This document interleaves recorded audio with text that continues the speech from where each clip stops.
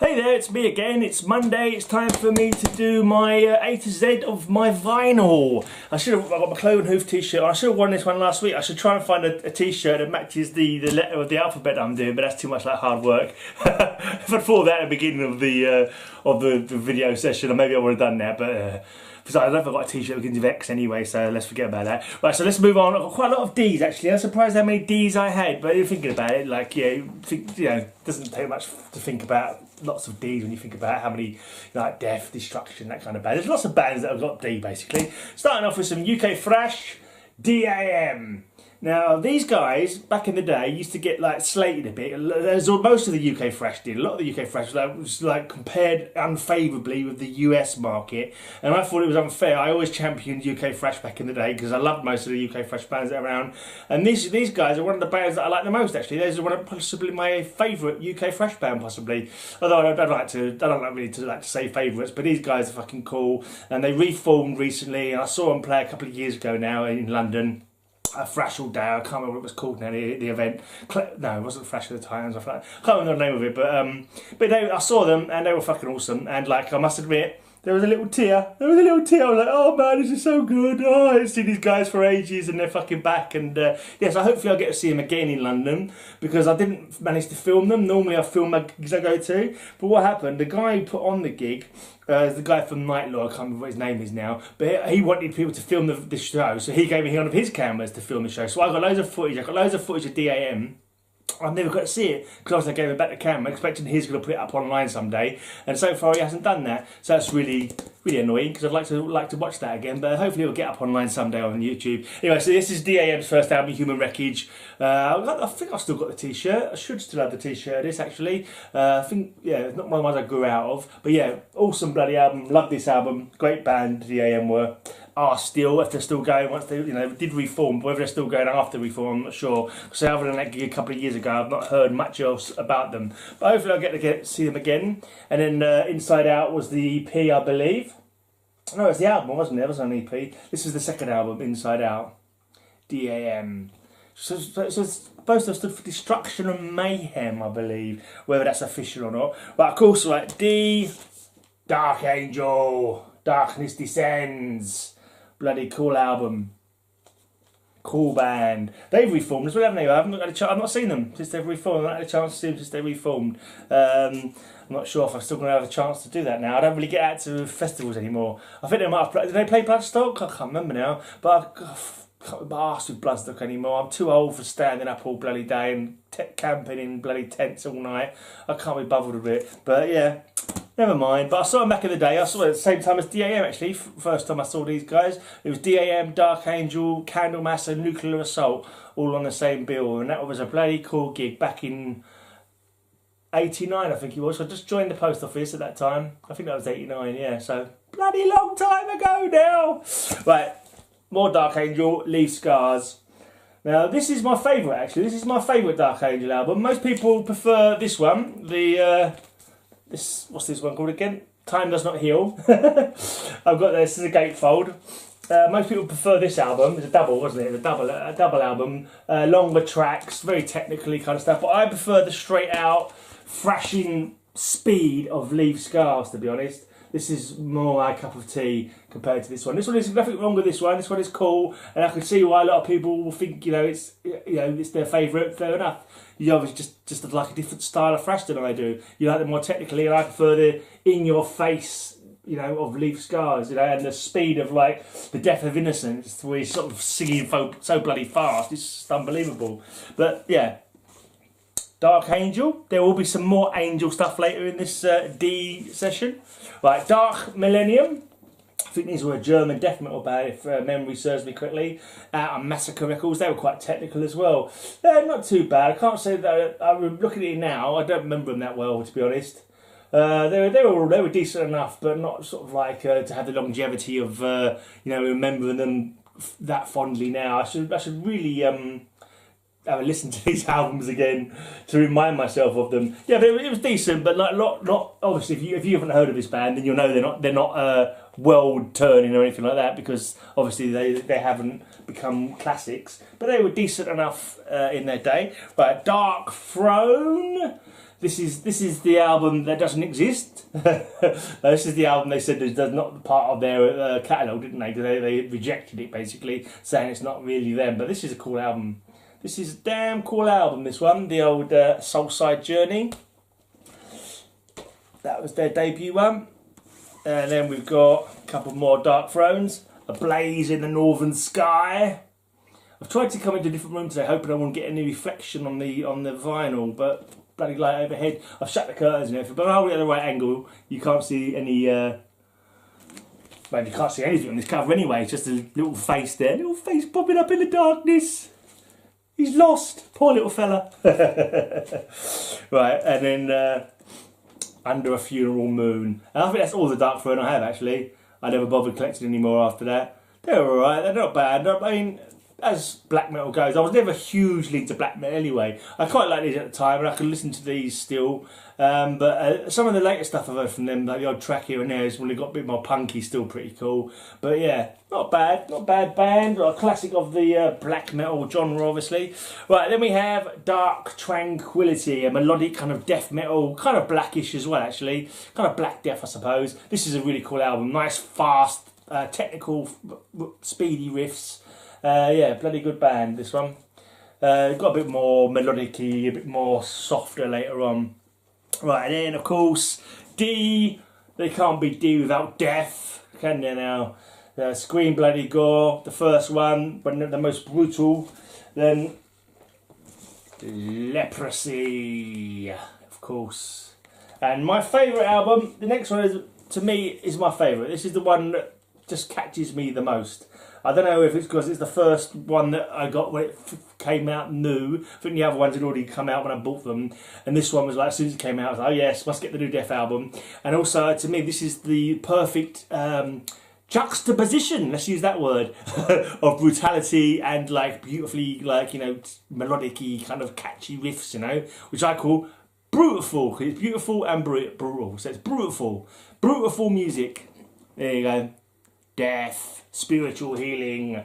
And to be honest, after that, I think they went too much into the technical. It got too technically, too much guitar wankery. I've spoken about this before. I'm more into the straight up, you know, aggro kind of stuff. You know, speed, bludgeon. This is more too much. That's probably a riff from the last one, but yeah, that kind of stuff. And also, this is a personal matter. My first long-term girlfriend bought me this just before we split up. This is my Christmas present from her, and we split up about 3 days before Christmas. So it's like, probably didn't listen to it that much because of that, to be honest. Yeah, and yeah, even more. It's all right, but say if someone said listen to some Death, it'd be one of the first 3 albums I'd be digging out to listen to. Basically, there's fuck all wrong with it, but it's just my personal preferences, my personal cup of tea favours the heavier, earlier stuff. Right then, yes, here is the next lot of Angels. It's Death Angel!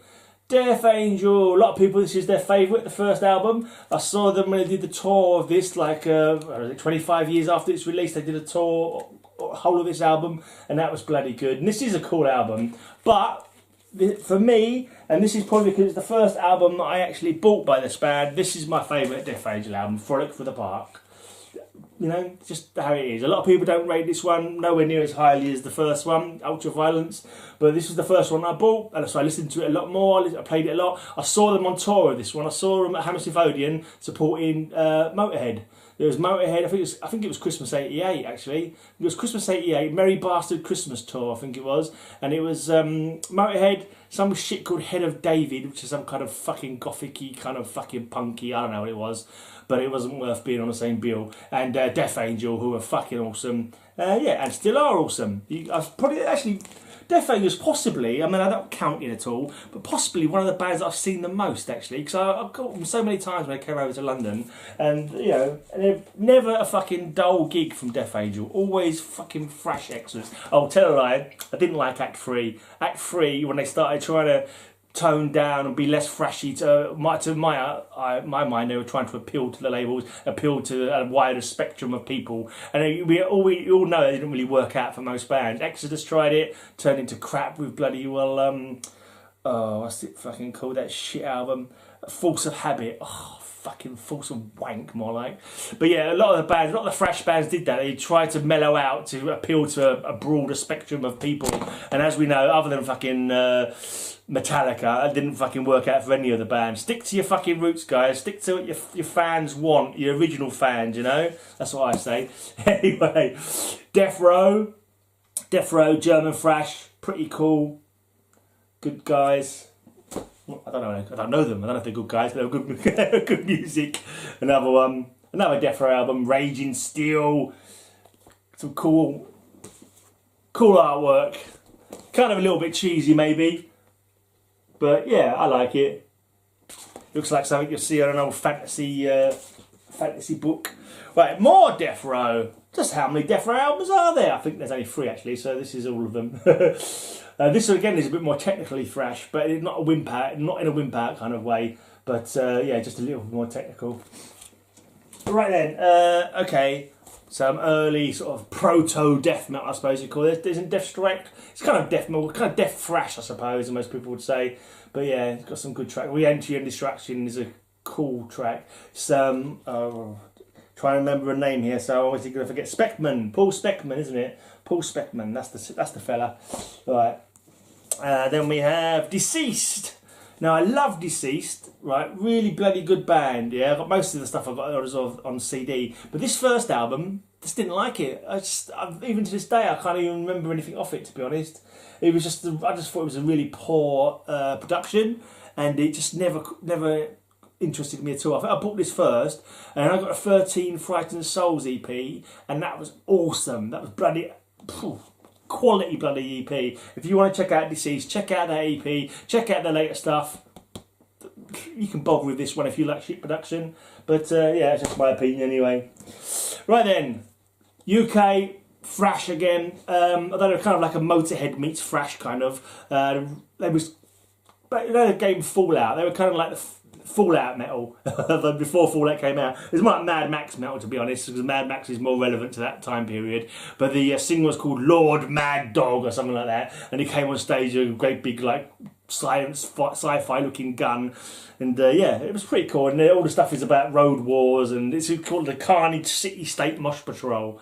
And all the songs, they even got a song there called Raider, which is, you know, Fallout have got raiders, haven't they? So it's kind of, yeah, Mutoids from Hell. Yeah, bloody good album. This is I like it anyway. I think it never got a fair shake, I don't think, but I think it's a really cool album.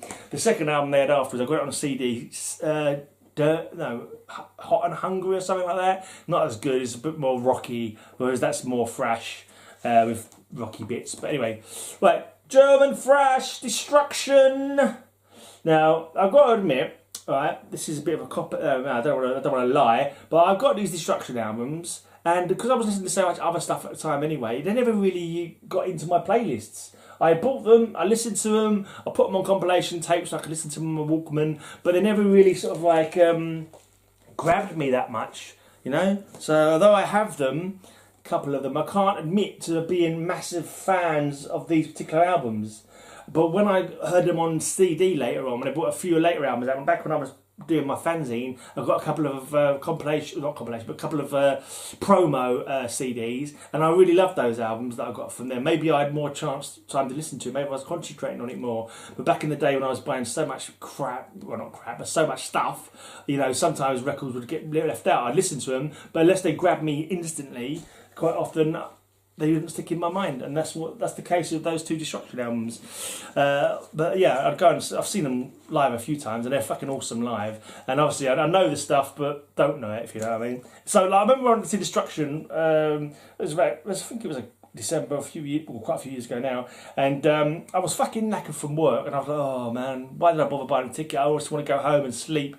But I went along, and like every song coming up, I was like, yeah, I know this one actually, yeah, I do remember this one, yeah. And every song was like that, and I had a fucking good night in the end, because they're just so fucking good live, Destruction, and like they woke me up basically. They got me out of my tiredness and fucking put some spring in my neck. Right, this is another UK thrash band. These are really cool. Definitely overlooked these guys. Death Wish, this is. 2 albums, I got both of them, and they're both really cool.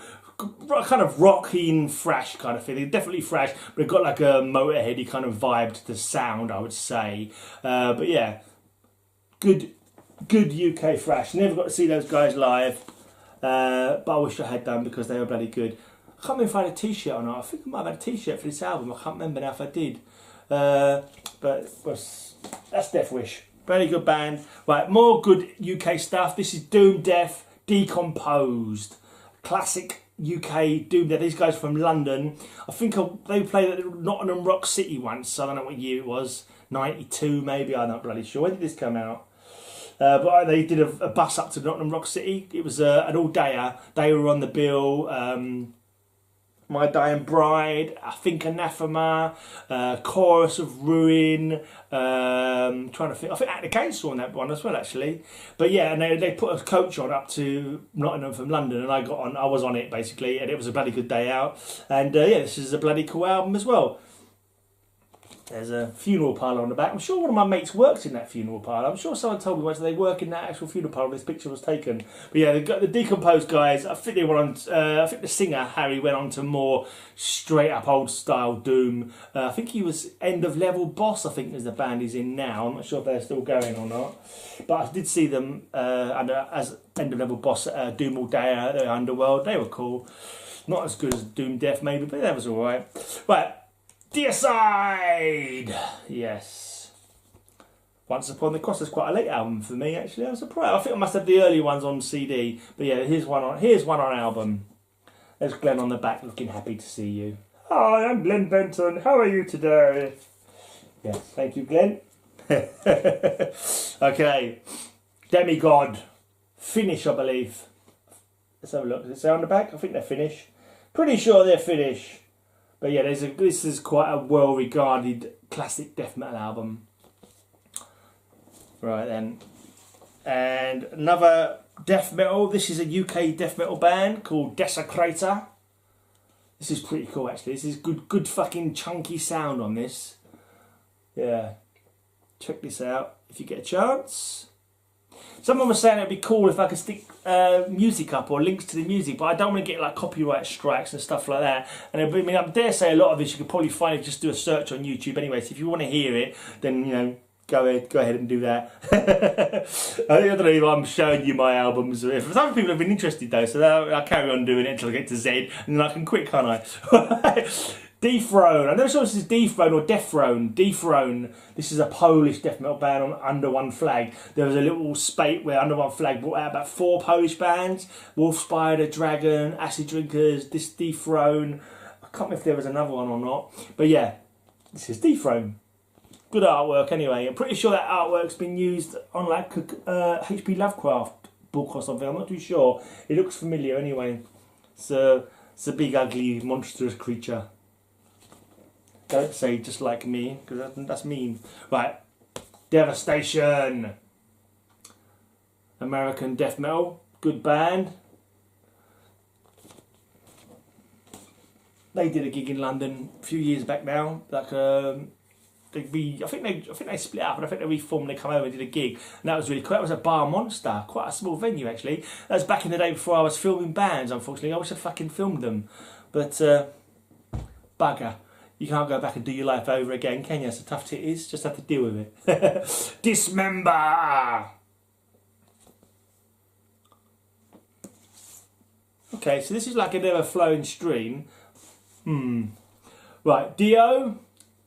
I know everyone loves Dio. This is one of the early albums that I bought when I was first sort of branching out in my tastes. But yeah, I was never that fussed about Dio, to be honest. There's one cool track, Stand Up and Shout, and that's a really cool track. I really like that one. And other than that, everything else was just rock. It wasn't really my thing, you know. I was like, yeah, it's all right. But, you know, I much preferred the thrashy and stuff, the heavier stuff. So, Stand Up and Shout is a cool track. Holy Diver is, you know, a plodding, reasonable enough track. But, yeah, I didn't favour that kind of style.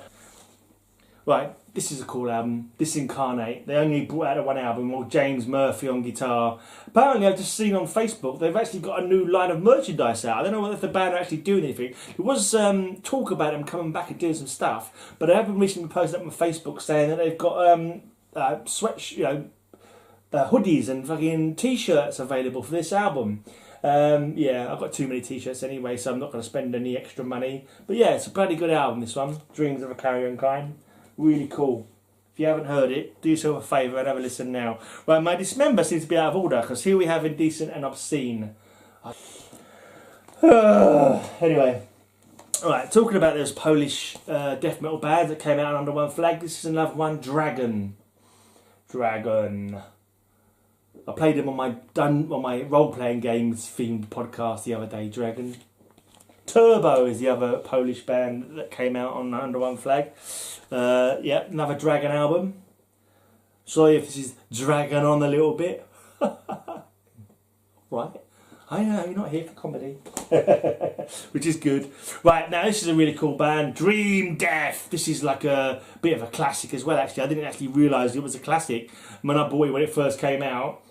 Is it 89, I think it came out? And then I was doing some DJing like good long time after that. A while back now, but a good long time after 89. I don't know, 2005 or so, 2010, I don't bloody know what it was.